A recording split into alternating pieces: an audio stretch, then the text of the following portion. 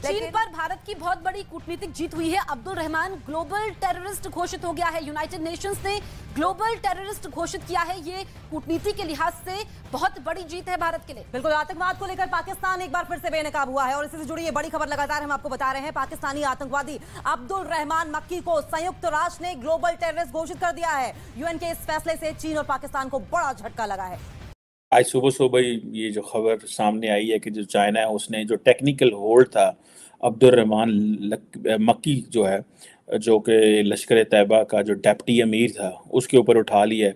और कहा जा रहा है कि चीन ने इसके ऊपर जो ब्लॉक लगाया हुआ था मक्की के ऊपर, क्योंकि ये एक बेसिकली एक यूएन सिक्योरिटी काउंसिल की जो रेजोल्यूशन 1267 1989 और 2253 जो है, जिसमें दाइश, अलकायदा और जो ऐसे ग्रुप्स और इंडिविजुअल्स हैं जो कि लिंक्ड रहे हैं इन ग्रुपों के साथ, उनके ऊपर जो है वो सैंक्शंस थी कि पाकिस्तान के काफ़ी सारे इस तरह के ऑर्गेनाइजेशन थे जिसको बैन किया गया पाकिस्तान में भी, लेकिन इंटरनेशनली भी उनको इस चीज़ का सामना करना पड़ा।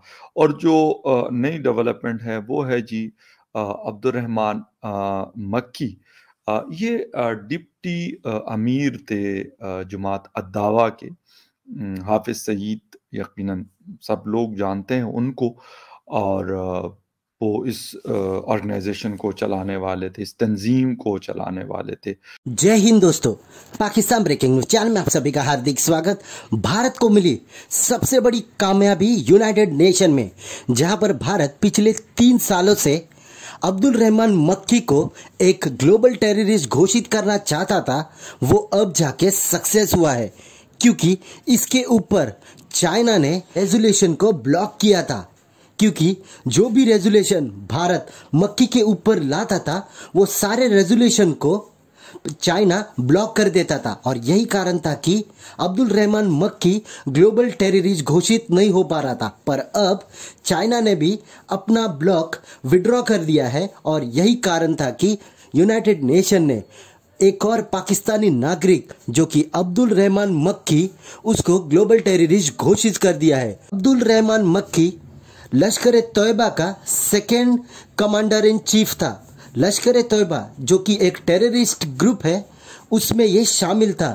इसका सीधा हाथ हाफिज सईद के साथ था, क्योंकि ये हाफिज सईद के रिलेशन में भी आता था, और इसका हाथ 26/11 मुंबई अटैक में भी था। और यही कारण है कि यूएन ने अब इसको टेररिस्ट घोषित कर दिया है। तो क्या पाकिस्तान इसको भी हाउस अरेस्ट में रखेगा जैसे हाफिज सईद को रखा था, और दुनिया के सामने ये नाटक करेगा कि हम टेररिस्ट के ऊपर एक्शन कर रहे हैं? ऐसी ही वीडियो को अंतिम तक देखते रहिए, लाइक कीजिए, शेयर कीजिए और सब्सक्राइब कीजिए हमारे चैनल को, और बेल आइकन दबाना बिल्कुल भी ना भूले, और आपकी जो भी राय हो उसे कमेंट बॉक्स में जरूर दे। धन्यवाद। We welcome the decision of the UN Security Council's ISI and Al-Qaeda Sanctions Committee to list Lashkar-e-Taiba terrorist Abdul Rahman Makki, who is also the brother-in-law of LET leader Hafiz Saeed. Makki has occupied various leadership roles in the LET, including raising funds for the organization. Threats from terrorist organizations in the region remain high, and listings and sanctions by the UN Security Council are an effective tool to curb such threats and dismantle terror infrastructure in the region. India remains committed to pursuing a zero-tolerance approach to terrorism and will continue to press the international community to take credible, verifiable and irreversible action against terrorism. तो जारी बात है, China ने जो इसके ऊपर hold किया हुआ था, पाकिस्तान के कहने पे किया हुआ था। चाइना का अपना तो कोई लश्कर तैयबा लेना तल्लक नहीं है, जो तल्लक है पाकिस्तान की सरकार दी सी। और कहा जा रहा है कि ये तकरीबन 3 साल और 8 महीने चाइना का जो है वो होल्ड रहा है इसके ऊपर। और ये जो पाकिस्तानी नेशनल हैं, जिनको अभी यूएन ने ग्लोबली डेजिग्नेटेड टेररिस्ट करार दे दिया है, और चाइना ने अभी इसके ऊपर जो है वो किया, और वो पाकिस्तान के कहने के ऊपर ही किया है। एक चीज़ तो माननी पड़ेगी कि चाइना पाकिस्तान की इस हवाले में whenever it comes to UNSC, China Pakistan के साथ खड़ा होता है। लेकिन ये एक ऐसी चीज़ है, मेरा ख्याल है, जिस पे पाकिस्तान जो है वो ये साथ खड़ी होने वाली चीज़ नहीं है। मुझे कल किसी ने ईमेल की, मैं आपको बताऊं मुझे बहुत सारे लोग ईमेल्स भेजते हैं, मैसेजेस, फेसबुक, व्हाट्सएप, ट्विटर, लेकिन वो मैं सारी पता क्या बताऊं आप लोगों को कि किस किस का मैसेज आ रहा है, लेकिन मेरे को मैसेज आ रहे होते हैं। मुझे किसी ने एक ईमेल किया और मैं आई थिंक फेसबुक पे, पता नहीं मुझे याद नहीं है या मैसेज किया या कि ईमेल किया, तो मैं पढ़ रहा था, या पता नहीं इंस्टाग्राम पे किसी ने किया कि उन्होंने कहा जनाब कि आपने डिटेरेंस तो अचीव कर ली है, अब अपने मुल्क के लिए आटा भी जो है ना वो भी इकट्ठा कर लें। बड़ी तकलीफ दे वाली बात थी, बात वो सच्ची थी। जिसने भी ईमेल की, thank you to he is at least, basically तो उन्होंने सेटायर की थी, वो कोई सेंस में नहीं कह रहे थे, लेकिन डिटेरेंस से मुराद मेरी कल कोई पुरानी डिस्कशन थी जिसने इंडिया के हवाले से जब डिटेरेंस अचीव कर ली है। अब ये जो चीज़ें हैं, दहशतगर्द, मिलिटेंट्स, जिहाद फैक्ट्रीज, आटा ना होना, डिटेरेंस होना, ये जो बड़ी बड़ी चीज़ें हैं, ये दुनिया के सामने आप बंदा किस तरह पाकिस्तान जो है वो पाकिस्तान की लीडरशिप ने पाकिस्तान को बदनाम किया है, इसमें किसी का कोई कसूर नहीं है। ये जो पाकिस्तान के उमरा हैं, जो पाकिस्तान के लोग हैं, जो पाकिस्तान को चलाते रहे हैं, ये उनका कमाल है। भाई एक तरफ आप पाकिस्तान जो है वो दहशतगर्दी की जंग लड़ रहा है, दूसरी तरफ ये जो लोग थे जो कश्मीर के रिलेटेड थे, ये वैसे घूम फिर रहे थे। मैंने इसके ऊपर बहुत पहले शोर डाला था कि आप ये अपनी अटेंशन डाइवर्ट नहीं कर सकते, आप दुनिया को नहीं कह सकते कि जी ठीक है हम इनके खिलाफ नहीं ऑपरेशन कर रहे। इनको अगर आप सजाएं नहीं देनी थी, आपने ऐसा नहीं कुछ करना था, ये चाहे तो एक पार्लियामेंट को एक इसको या तो कह देते जी ठीक है उस वक्त जो हमने जहाद किया था वो ठीक किया था, लेकिन वो भी नहीं कहा।